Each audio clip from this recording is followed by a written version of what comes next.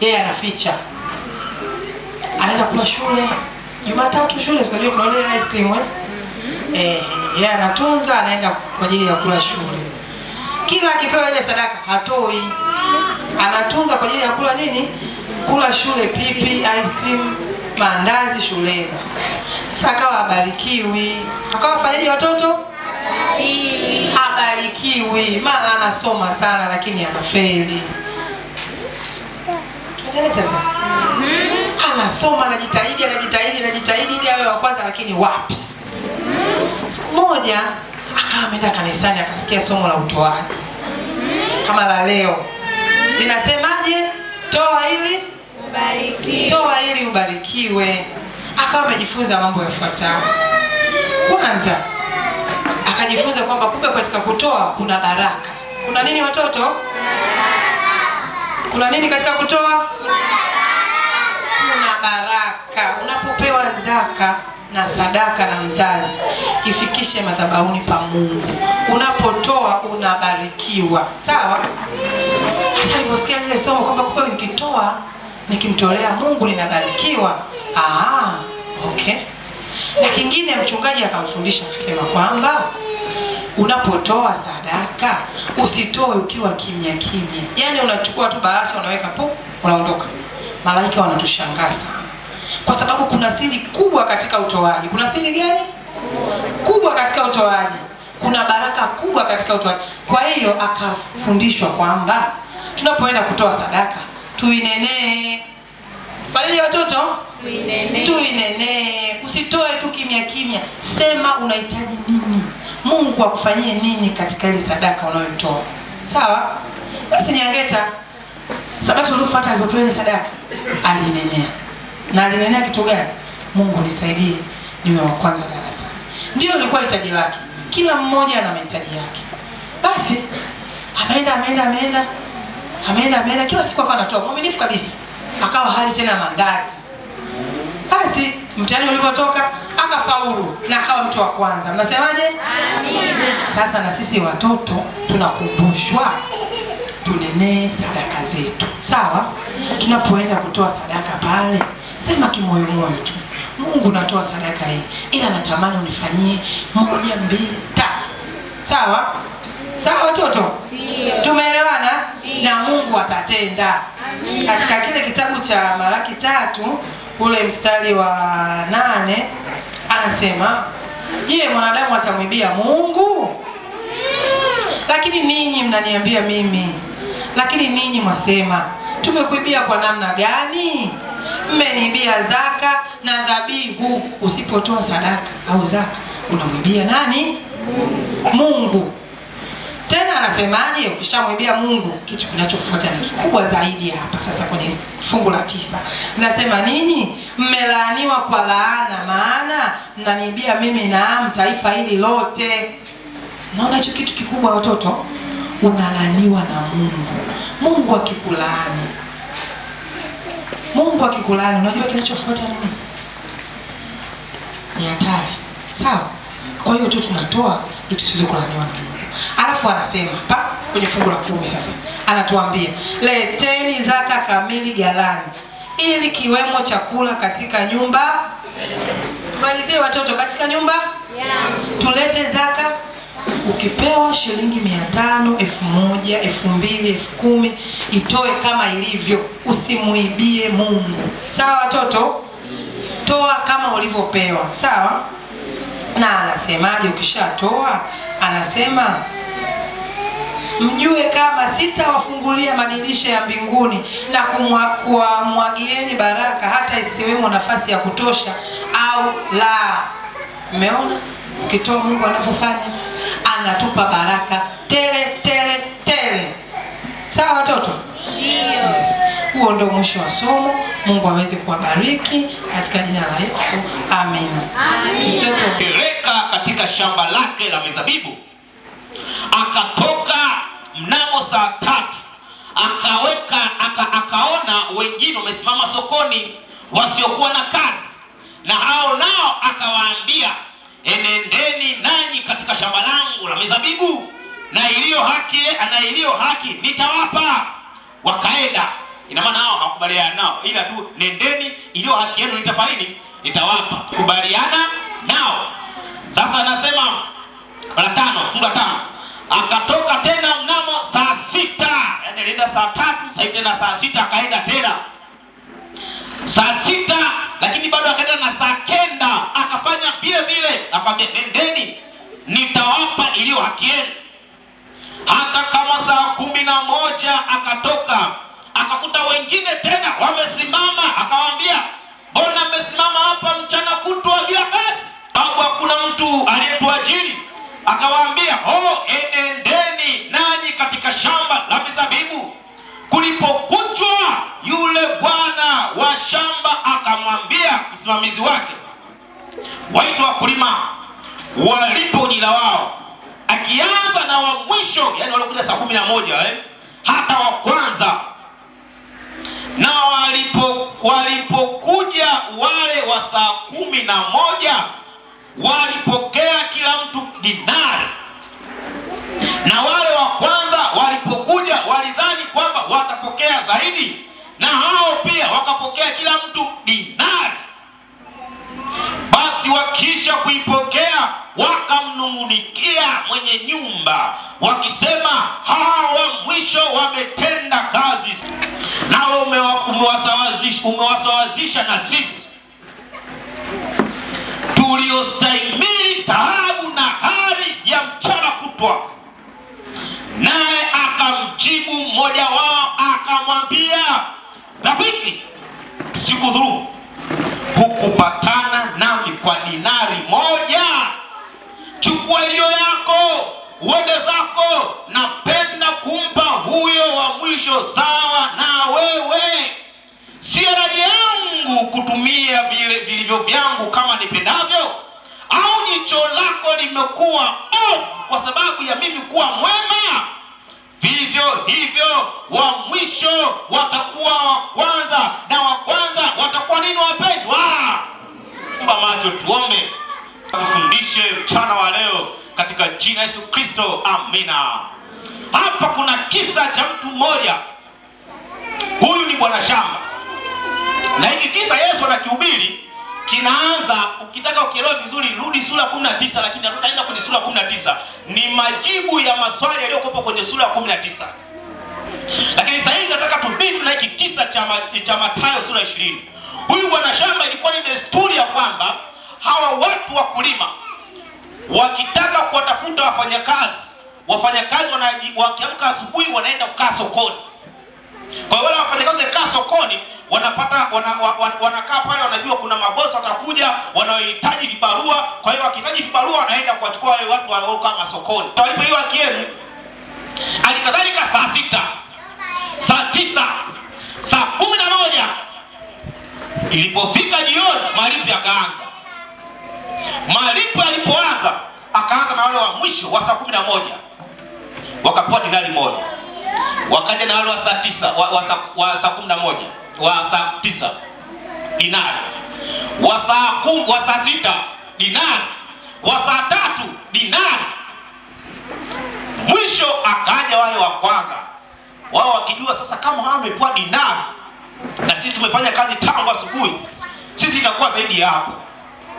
Lakini baadaye nao wakapigwa dinari. Wa kwanza wakaanza kunung'unika. Walipoanza kunung'unika, ndipo Bwana akawajibu. Sasa hao wa kwanza waliwajiliwa hao wa kwanza walipoanza kunung'unika, ndipo Bwana akaanza kuongea mambo kadhaa. Na katika hilo sasa kuna hao wa kwanza na kuna hao waliokuja baadaye. Nataka tupate somo la leo kupitia watu wawili ama makundi haya mawili. Kundi la kwanza waliokuja baadaye na kundi la pili waliowahi tangu asubuhi. Baadaye hawa waliokuja baadaye walilipwa, lakini hawakunung'unika. Na kwa kuwa walilipwa hawakunung'unika, hawakukubaliana na bwana wao, lakini walipewa haki sawa na wale wa kwanza na wakaondoka. Ndivyo ilivyo waliwajiliwa baadaye, ilikuwa ni haki yako.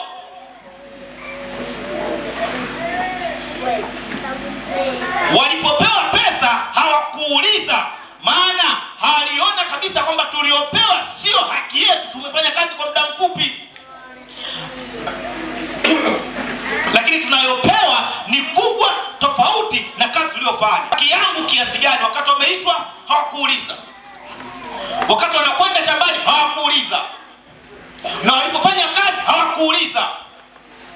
Wao walipoitwa tu kwamba na bwana mkubwa, twendeni mkafanye kazi kwenye shamba langu, waliitikia wito wakaenda na wakafanya kazi. Na hivyo basi, nini ambacho kiliwapelekea hawa watu? Ni kwa sababu moja tu. Kwanza, walifurahi kutumika pamoja na bwana wao. Ndio maana hawakuuliza wala hawakutaka kupatana dinari ngapi. Kitendo cha kuitwa nenda kazini, wao hicho kiliwapendezesha, wao hicho kiliwafurahisha, na wakaingia kazini. Hawakuhitaji kuoji utalipa shilingi ngapi, hawakuhitaji kuoji kwa masaa haya unalipa shilingi ngapi. Nini maana yake? Ni kwamba walimwamini bwana shamba, walimwamini bwana wao.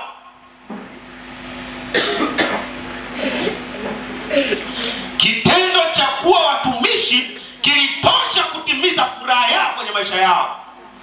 Kitendo cha kutumika na bwana wao kilitosha kuwa furaha ya maisha yao. Hivyo basi, walifurahia kufanya kazi pamoja na bwana wao. Nami niwaambie watu wa Mungu mchana wa leo, Mungu anatutaka tumwamini yeye tu, inatosha. Na usiende kwa Mungu kwa na maswali mengi, roho Mungu utalipa nini? Mungu unifanye. Nenda kwa Mungu kwa kumwamini, inatosha. Yeye atufanya tuwe na haki, maana haki ni yake. Usianze kusema Mungu najua nimefanya hiki, Mungu nimefanya hiki, Mungu nimefanya hiki. Hata uloneshe mambo 10 hayakupi haki ya kurithi uzima wa milele. Ni huruma zake mwenyewe. Unajua mimi Mungu, unajua miaka iliyopita nilifanya kazi sana, Mungu nilienda ifanye. Usiorozeshe mambo uliyoyafanya. Mwambie Mungu, ninakuja kwako, unipokee kama nilivyo. Inatosha. Inatosha. Mungu anakuita mchana wa leo, anasema haki ni yangu. Sisi tunalopaswa ni kumwamini. Usiwe na wasi. Mwisho wa hawa waliolipwa sawa na wale wa kwanza ni hivi ndivyo anavyogawa karama zake hata leo hii. Ngoja niwaambie watu wa Mungu, ngoja niwaambie ni hivi. Hizi karama ambazo nazungumza hapa sasa na utajiri, na hii ndio haki ya Mungu. Haki ya Mungu iko hivi. Unajua kuna watu wanauliza, Mungu mimi mbona ninakuabudu sana lakini mbona ninakuwa maskini? Mungu mbona nisikiliza hata ukaombe sana au ukafanya yule. Mungu anagawa haki yake. Haki yake iko hivi. Ananyeshea mvua wa hofu na wabaya wote. Hiyo ni haki ya Mungu. Haangalie eti mimi naomba sana Mungu, sasa naomba mimi ndo niwe karibu na wewe. Haijalishi kwa namna hiyo. Haki ya Mungu ni kwamba kama ni mvua atawanyeshea wote. Na ndio maana wanakuta watu ambao ndio wameasi, watu ambao hawamjui Mungu ndio matajiri. Kwa sababu kanuni ya Mungu ni kufanya kazi siku 6. Unataka utajiri? Fanya kazi siku 6. Na wale watu wamechukua kanuni hii, wanaifanya vizuri, wanafanya kazi usiku na mchana, wanakesha na wanatajirika. Kanuni ya Mungu ni hivyo, ni vile vile, na ndio haki yake. Kwa hiyo hawa watu ambao hawakustahili lakini walipewa sawa sawa na wale wa kwanza, hiyo ni karama ya Mungu, anatoa atakavyo yeye. Bwana asifiwe. Si kwa kufaa sana. Hii sasa na wenye dhambi. Ngoja niwaambie, hawa watu waliokuja jioni ni sasa na watu wenye dhambi, kwamba wamefanya kazi lakini hawakustahili kulipwa dinari moja. Mtu mwenye dhambi yuko hivi, anaona kabisa mimi nimetenda dhambi kadhaa kwa jinsi nilivyo sistahili uzima milele. Lakini neema ya Mungu ikamkuta tu namna hii. Yeye anatafuta Mungu, nisaidie tu jinsi nilivyo. Bwana akasema, nimesikia maana umeamini juu ya Bwana wako, nami nimekutendea wema, nimekusamea hofu wako, unastahili kurithi uzima milele. Kicho kitendo akienda kwenye uzima milele, kwake atakaa atafikiria, anasema mimi kwa jinsi ya maisha yangu sikustahili kuwa na uzima huo milele, lakini Bwana amenipa. Atamheshimu sana Bwana wake. Kila akiamka atawaza juu ya bwana wake. Atakuwa anasema bwana heshima yake itakuwa ni maana hakustahili. Anawaza sasa bwana kwa namna ninavyoishi na jinsi ulivyonitendea wema wako ni mwingi sana kwangu. Atakuwa anamheshimu bwana wake, na kitendo cha kukaa pamoja na bwana wake hicho ni furaha kwake. Sema hatulipwi si kwa kiasi cha kazi tuliyotenda. Wenyewe waliona hii si haki yetu, bali ni huruma ya Bwana wetu. Neema ilionekana kwao. Kilichoonekana kwao hakuna kingine. Bwana anataka tumtegemee bila udadisi juu ya viwango vya malipo. Amua kumtegemea Bwana, usiulize viwango vya malipo. Wewe sema Bwana niko tayari. Kianza kujioni unajua Bwana sasa mimi utendo waulize. Unajua watu ni sawa sawa na vile kina wanafunzi wa Yesu. Na ndio maana hiki kisa ukikiona kinakuja huko mbele sura 19 kuna majibu. Hiki kisa ni majibu, Yesu anawajibu wanafunzi Yesu kwa kutumia mfano huu. Na ndio kina maana yake. Unajua wanafunzi wa Yesu waliacha vitu vyote. Akaacha uvuvi wa samaki, akaenda kuwa mvuvi wa watu. Na baadaye akamuuliza sasa sisi tumeacha vitu vyote tutapata nini? Walikuja kuuliza baadaye. Lakini mwanzoni hawakuuliza.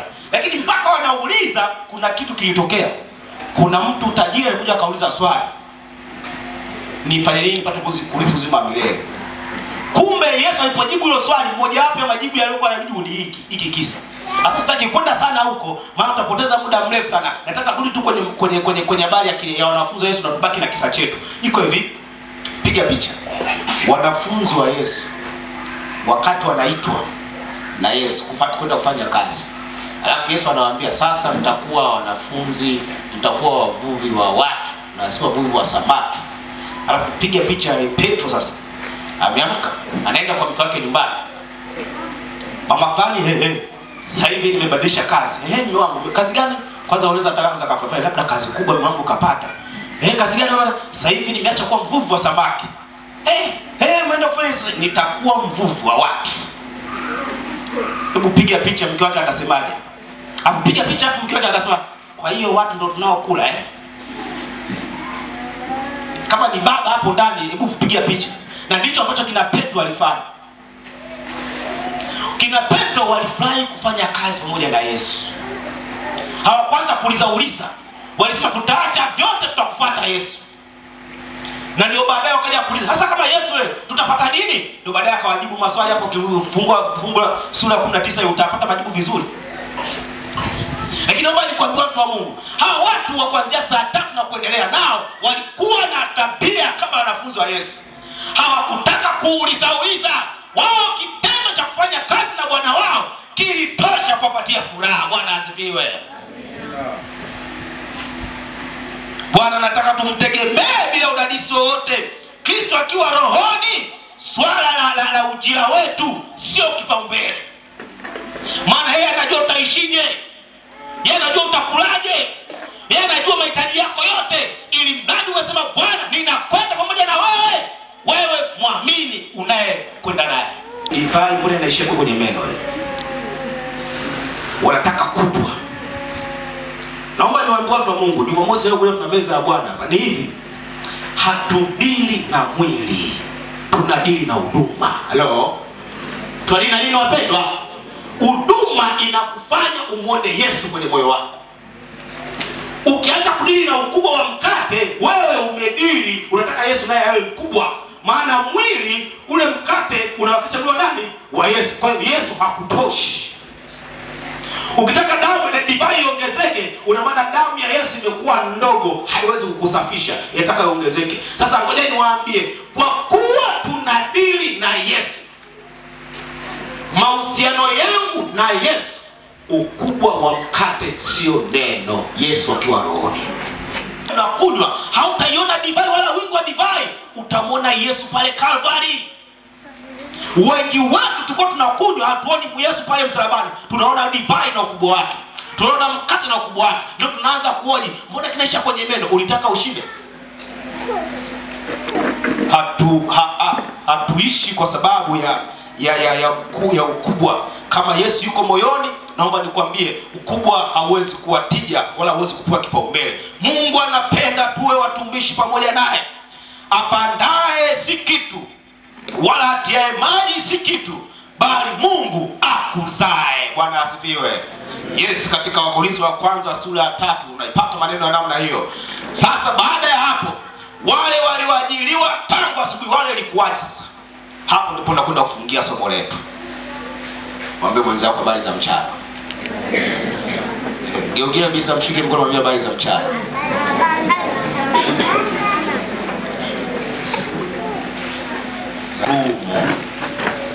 Wala sija kudhulumu na sitegemei kukudhulumu, kwani hatukupatana na wewe? Maana waliitwa kazi yangu kwa siku nzima utafanya shilingi ngapi? Dinari. Sasa nimekudhulumu. Sasa kwa nini walianza kuoji? Walianza kuoji kwa sababu kuna wengine wamepewa kikubwa sawa sawa na wao. Sasa hapa kuna kitu kinaitwa ubinafsi. Halo? Na ndio tunaishi duniani leo hii, ubinafsi. Huyu amepata kingi, huyu amepata kikubwa, kwa nini apate sawa na mimi wakati mimi nafanya kazi? Na siku hizi maisha ya siku hizi bwana, kuna watu wanatoka jasho asubuhi mpaka jioni anapata 1,000 au 10,000. Amepiga kazi za jasho. Na kuna mtu mwingine hajasweat wala hajafanya chochote, akitoka ana milioni 1 kamzi. Maisha yetu siku hizi unao ubinafsi wengi. Hakuna kwenye hii dunia hii, hakuna mtu anayependa mwenzake apate zaidi kwenye hii dunia. Na hasa angalia, hata wewe uko na rafiki yako hapa, mnatembea naye, siku upate zaidi. Angalia tu vizuri, mimi ndio rafiki yako. Yaani wewe angalia rafiki yako ni nani kwenye hili kanisa. Alafu siku aanze kuona ameanza kufanikiwa, akapata zaidi hapa. Naomba niwaambie hapa mtaanza kuachana hapa. Kuna kaubinafsi kako kwenye mioyo yetu, kana zuhura hapa. Na kanahitaji kwa kweli tupone. Kanahitaji uongofu wa Roho Mtakatifu, kapone. Na kaubinafsi yako akakuanza kwetu ni kakashetani. Kashetani ambao kalianza kule juu, nitapanda mpaka juu. Juu ambao hawa watu walikuwa nao. Kulaumu ni kwamba wanataka wapate zaidi ya wale. Kama kuna kitu mimi huwa nakifurahia mbinguni, Bwana atakuwa amefuta ubinafsi wote. Kwa sababu gani? Mbinguni hapa tulipo hapa, kila mtu anapofanya kazi anajijua mwenyewe na kazi ya Mungu, si ndio? Kuna mtu mwingine mwaka huu atabatiza watu, watakuja kanisani kwa kupitia yeye tu watu 10. Kuna mwingine kafanya ataweka watu 1 mwaka huu. Kuna mwingine ataleta watu 100. Kuna mwingine hataleta kabisa. Lakini yule ambaye hataleta kabisa ni ataenda wapi? Mbinguni. Tutakutana mbinguni. Kitakacho tutofautisha mbinguni ni taji. Halo? Kuna mwingine taji zao, nyota zao zitang'aa zaidi kulingana na walivyoongoa. Kama uliongoa watu 1,000 kwenye maisha yako, nyota zako zitang'aa. Kama uliongoa watu 10, zitang'aa kwa kiwango hicho. Lakini nachopenda mbinguni, hakuna hata mmoja atakayemwambia atakayemwonea wivu mwenzake. Hakuna hata mmoja atakayesema bwana mimi nakuonea wivu wewe, unajua una taji nyingi, nyota zako zinang'aa sana. Hakuna, wote tutafurahi pale mbinguni. Maana ubinafsi haupo. Kwa hiyo kumbe swala la malipo kulingana na kazi yako hata mbinguni litakuwepo. Hapa tulipo hapa tutegemee, kwa kawaida tutegemee kwamba nyota ya mchungaji itang'aa sana.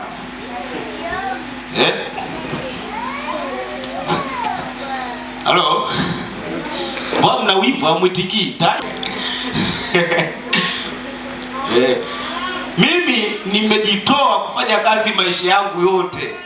Kwa hata katika kuongoa nategemea wale wengi kuliko wewe. Kwa hiyo niko na nyota nyingi, usinionee wivu. Bwana asifiwe. Furahi.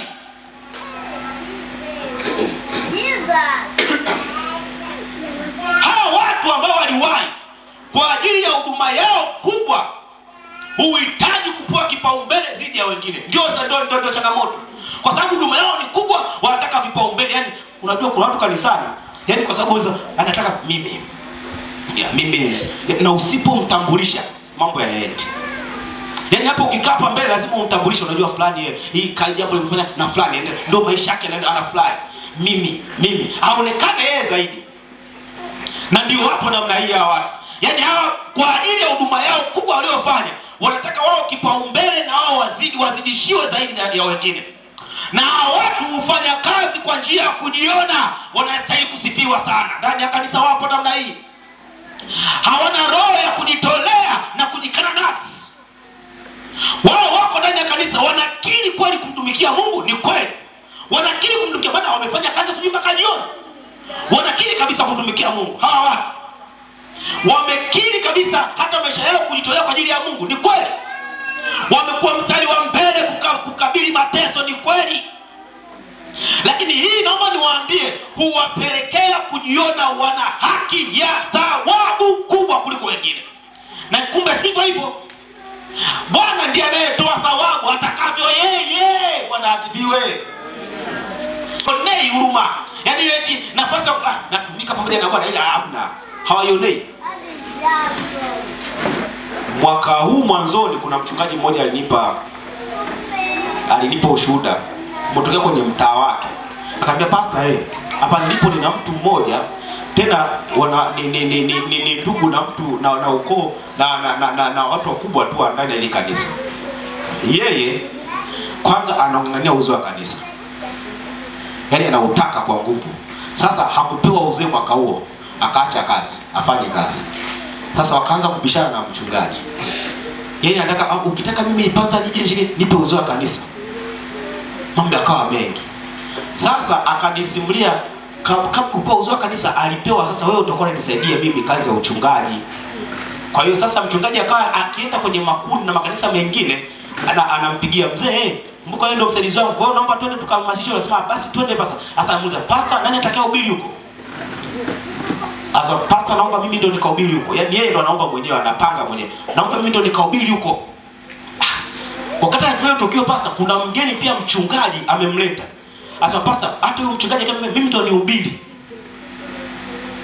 Tukaanza sana huyo. Yaani alisema tukio, unajua ukiasikia unasema kweli kuna watu wanatafuta vyeo ndani ya kanisa. Na hii kitu ipo. Kwa kuna watu wanatafuta kuonekana wa binafsi na ni mzoefu kwenye ile kanisa na ana miaka mingi kwenye ile kanisa. Lakini angalia wanayotaka. Ndio hawa watu ambao huyu bwana wameanza kazi asubuhi mpaka jioni. Wao mahusiano na Mungu hawayataki. Wao kuona nafanya kazi na Yesu hana shida, hiyo si kawaida tu. Lakini Yesu utanilipa nini baadaye? Yesu uhakikisha umenitambulisha. Yesu hakikisha ninajulikana. Yesu hakikisha mshahara wangu ni mkubwa kuliko wengine. Ndio mambo wanayotegemea. Vipaumbele vyao ni kuwa zaidi ya wengine. Na hiyo ni hatari kwenye kazi ya Mungu. Ni hatari kwenye safari ya mbinguni. Hawa watu, ngoja niwaambie, hawa watu ambao wamefanya kazi tangu asubuhi, hawana tofauti na yule bwana mkubwa kwenye kisa cha mwana mpotevu.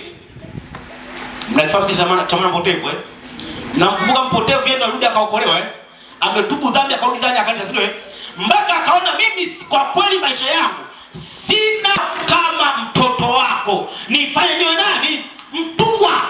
Lakini niko ndani yako ya utawala wako. Hilo tu kitendo cha kuwa kwenye utawala wako Yesu mimi kinanitosha. Maana nimekula mali zangu sasa hivi sistahili. Bwana mkubwa akaja. Angalia alianza kumwambia Yesu, mimi nimekaa na wewe miaka yote hii. Sijaiba. Nimetunza pesa zako. Anaanza kuozesha kazi zake hivyo kaja kanisani. Mimi nimekuwa mzee wa kanisa. Mimi nimekuwa nimehamasisha majengo. Pesa zimekuja nyingi sana. Mimi ndio nilikuwa mchukiongozi wa Sabato. Niliwaitumisha watu wengi. Mzee fanya amepita kwangu. Mzee fanya amepita kwangu. Vijana wote nimewafundisha mimi kwenye lesoni. Lakini mimi haujanipatia karamu.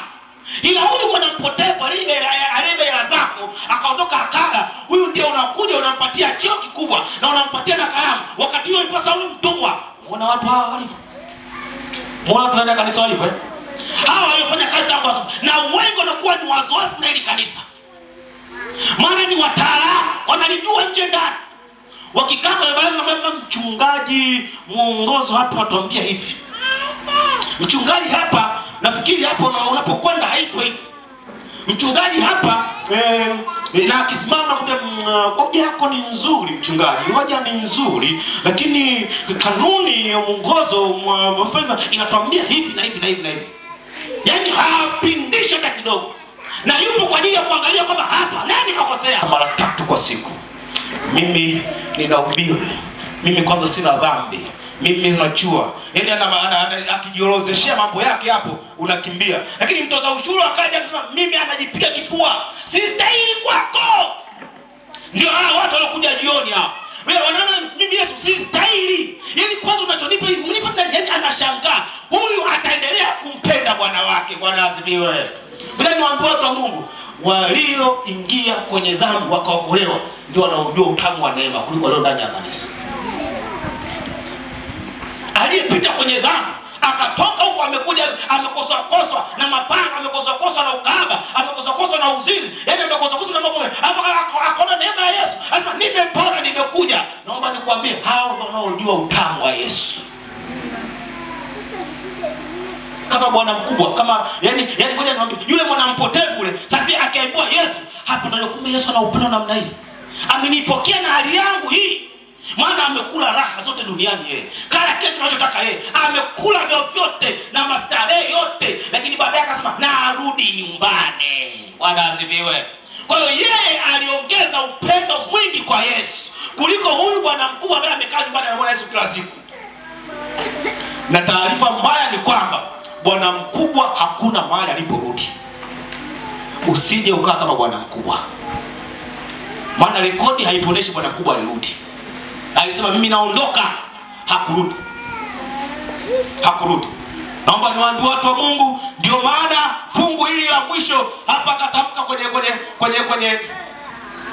kwenye hili sura ya 20, fungu lile la 16 anasema vivyo hivyo wa mwisho watakuwa wa kwanza na wa kwanza watakuwa wa mwisho. Na leo hii ngoja niwaambie watu wa Mungu, mimi ninashuhudia sasa hivi mambo mengi. Nashuhudia mambo mengi kidogo, kama naanza kugundua kuna wasabato wengi warudi nyuma. Wengi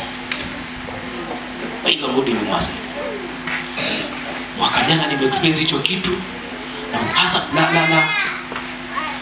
hata hapa mtaani hapa kuna mtu mmoja nenda nikamtembelea, na wengi warudi nyuma. Unakuta wale ambao ni makonkodi wa kanisa, yaani anakuambia mimi ni kanisa nimekulia tangu utotoni mwangu, mimi hapo nimebiani Pathfinder hii adventure nimepita zote, wamesema imara kwenye kanisa, alafu wao hawaji tena kanisani.